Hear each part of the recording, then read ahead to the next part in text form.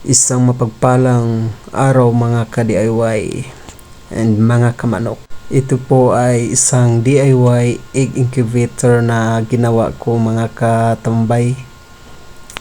Ito po ay 75-seater and yung hatcher naman niya ay 35 hatcher. And about sa valve naman niya ay ginamitan ko ng 50 watts valve para sakto yung init niya sa loob. Yang reading na 32 Celsius is yan po ay reading sa humidity niya, at saka yung 37.3 degree Celsius is sa reading naman niya sa thermostat controller. Yan po. Kakasalang ko lang po dyan, kaya ganyan po ang reading niya.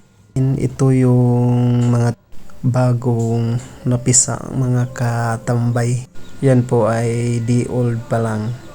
Then ito po yung pinakauna kong ini-incubate dati. Malalaki na sila mga katambay. Yan po ang ginagamit kong incubator. At na-test ko na talaga na 95% hot siya mga katambay.